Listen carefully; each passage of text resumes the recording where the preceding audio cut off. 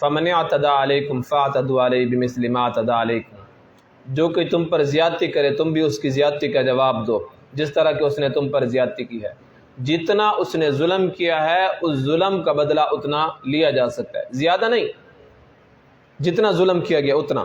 واتقوا اللہ، اور اللہ تعالیٰ سے ڈرتے رہو۔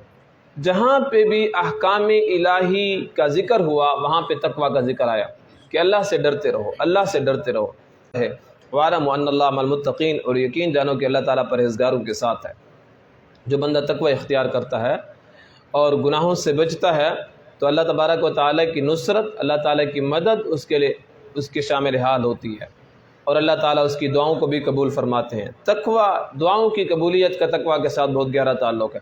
جو بندہ تقوی اختیار کرتا ہے اللہ تعالیٰ اس کی دعاؤں کو قبول فرما لیتے ہیں۔ تقوی کا معنی کوئی یہ نہیں ہے کہ ہم تقوی اختیار نہیں کر سکتے، کہ تقوی متقی بندہ وہ ہوگا جو بہت بڑا بزرگ ہو۔ ہر بندہ جو اپنے آپ کو گناہ سے بچا سکتا ہے، جس گناہ سے بچا سکتا ہے، اس گناہ کے حوالے سے یہ بندہ متقی بن گیا ہے۔ اب دیکھیں، شرک سے اپنے آپ کو بچا لیا، زنا سے اپنے آپ کو بچا لیا، چوری سے اپنے آپ کو بچا لیا، غیبت سے اپنے آپ کو بچا لیا، گانا سننے سے اپنے آپ کو بچا لیا۔ ایسے بہت سے کام ہیں جن کاموں سے اپنے آپ کو بچا سکتے ہیں اور ان میں انسان کی اختیار چلتا ہے۔ لیکن اللہ تبارک و تعالیٰ نے لا یکلف اللہ نفسا الا وسعها، انسان کے اوپر وہ احکام لاگو بھی نہیں کیے جن کا انسان جو ہے متحمل نہ ہو، یعنی جو انسان برداشت نہ کر سکتا ہو۔